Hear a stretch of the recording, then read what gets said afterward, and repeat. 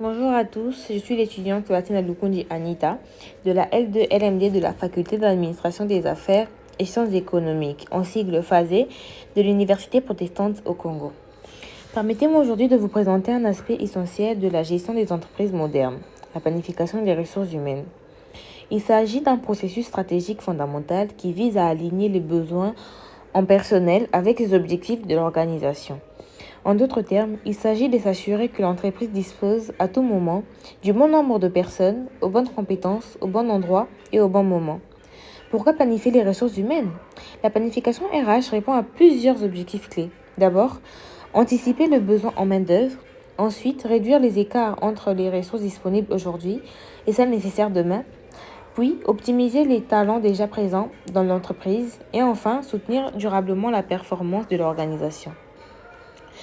La planification RH repose sur un processus structuré en plusieurs étapes.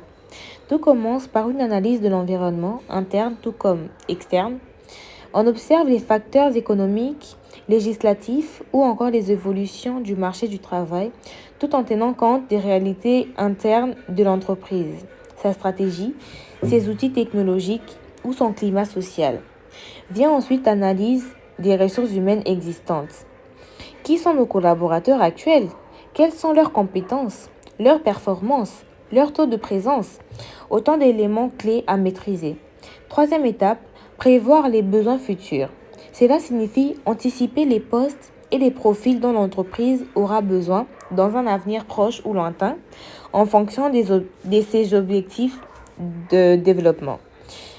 Une fois les besoins futurs définis, on procède à l'évaluation des écarts. Autrement dit, que nous manque-t-il? Avons-nous trop de certains profils et pas assez? Ensuite, des plans d'action sont élaborés. Cela peut passer par les recrutements, la mobilité interne, la formation, voire la réorganisation des effectifs.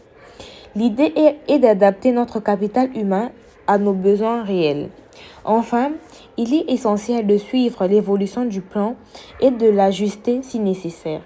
Des indicateurs de performance RH sont mis en place pour mesurer l'efficacité des actions engagées et s'assurer que la planification reste en phase avec la réalité.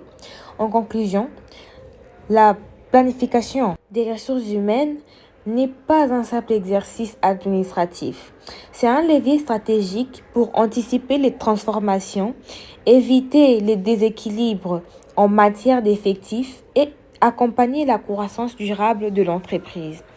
Elle nécessite une collaboration étroite entre les équipes RH, les managers et la direction générale. Ensemble, nous construisons une organisation agile, prête à relever les défis de demain. Je vous remercie de votre attention.